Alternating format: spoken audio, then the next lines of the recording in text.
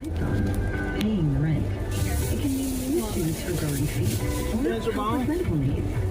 Call 1-800-772-1213 or visit ssa.gov/SSI to schedule an appointment or start to apply today. That's ssa.gov/SSI. This message produced by Social Security and U.S. taxpayer expense.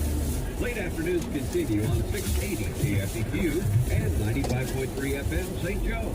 Now here's your Ag News. With Ag News, I'm Nathan Steedley. For the 8th time this year, the overall rural Main Street Index sank below a gross neutral score of 50. That coming from the monthly survey of bank CEOs in rural areas of a 10-state region dependent on agriculture and energy. The region's overall reading was 34.6 in October, the lowest level since May of 2020. That's down from 38.5 in September.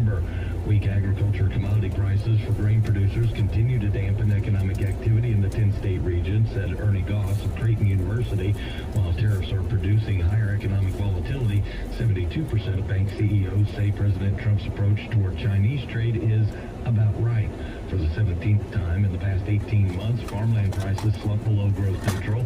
The region's farmland price index dropped to 37 from 45.8 in September.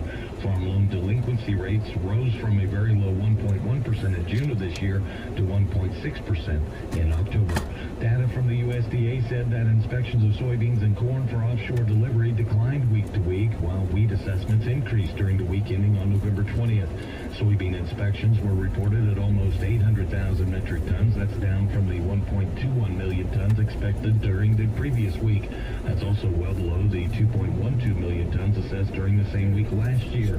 Examinations of corn for overseas delivery dropped to 1.6 million metric tons. That's down from 2.97 million tons the previous week, but up from the just over a million tons at the same point during the prior year. Wheat inspections rose to 474,000 metric tons. That's up from 246,000 tons the previous week and the 366,000 tons a year earlier. Since the marketing year began, the government has inspected 17.5 million metric tons of corn, and soybean assessments are at 10.9 million metric tons. Marketing year wheat inspections reached 10.7 million tons. That's been a look at your Ag News on KFEQ. I'm Nathan Steedley. History shows that every market fails, every currency collapses, and today, the dollar is shrinking. Trillions in national debt, record high markets defying gravity, but stocks can't go up forever. Meanwhile, groceries, housing, and transportation costs are rising, and your dollar, it buys less every day. So when the crash hits, your stocks won't save you. Dollars won't either, but one thing will: gold. Gold has always survived. That's why central banks are buying gold by the ton, and billionaires are stocking up. And every day, Americans are protecting their savings and retirement with physical gold.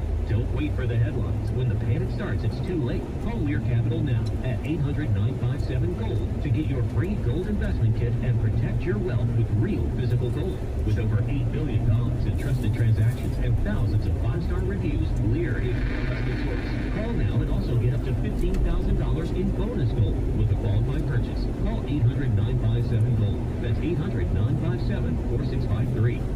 My doctor said I could use something called a biosimilar. Then she told me what it is. A biosimilar is a type of biologic medication. Just like brand name drugs have generic versions, original biologics can have biosimilars. So I asked what the benefits are and if they work the same. Biosimilars have the same safety, effectiveness, and quality as the original biologic. They also offer more medication options at potentially more competitive prices. My doctor said I can learn more at fda.gov/biosimilars. Show me today on KFEQ.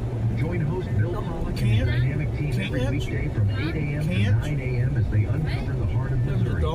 From the bustling farmlands to the vibrant festivals and stories of lawmakers to lake lovers, explore the Show Me State like never before.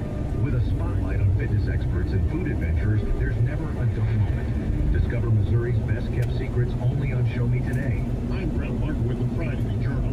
A decision has been made. The St. Joseph Board of Education voted 5-2 this week to move the St. Joseph School District to a 2-high school model, choosing Central and Benton High Schools, with Lafayette becoming a middle school. St. Joseph School Superintendent Ashley McGinnis points out the decision Monday comes after years of talking about such a move. And this has been a conversation for, I would say, at least 15 years.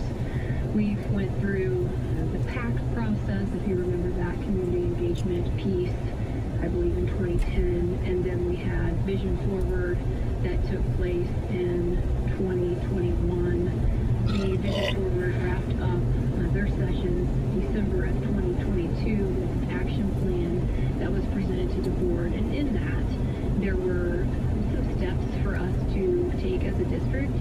One of those being to right size, to consolidate, and to make sure we are using our buildings in an efficient manner. It has become a more pressing matter with enrollment declining and finances tightening. McGinnis points out that in 1993, the St. Joseph School District taught 12,500 students. Enrollment has now dropped below 10,000. So that in itself is a concern, that we have lost that many students and that enrollment piece, which does equate to dollars.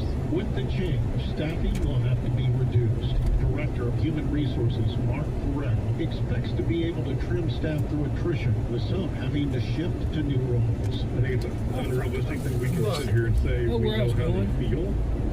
You missed it? Because of this movement, but we want to be with them every step of the way to ensure that some of these transitions are as smooth as possible. The St. Joseph School District needs to trim $4 million over the next 2 years. This has been a long, difficult road with a lot of uncertainty that has worn on the staff, according to McGinnis. I think it's been very stressful for our staff, our students, our families, administration, the board, our community as a whole. We are pretty divided, I believe, in our community. We have a pocket of people who would love to maintain the 3 Girl singing it? Yeah. Yeah, A lot probably of people who understand that we need to move forward, and we need to get to a position where we are competing with other school districts around us. McGinnis hopes a step back will lead to a step forward. While this has been uncertainty and anxiety and stressful, there's also a little bit of relief that we have a decision, we have a direction. I believe the majority of our staff understand the need to move forward, and all they wanted was an answer for today so that they know what's coming and can prepare. That's the Friday Journal. That's going to be Dutch Balls. I'm Missouri Attorney General Catherine Hanaway. What are you Fraud and building? scams can strike at anyone. What's My going to be office up? works to What are you ensure building? that Missouri is free He from just said, I don't know deception what it and was. unfair Dutch practice. Balls, coffee. Last year, we handled over 65,000 consumer complaints and returned more than $400 million to Missourians. If you've been a victim of fraud, call 800-392-8222 or visit AGO. Before I get changed.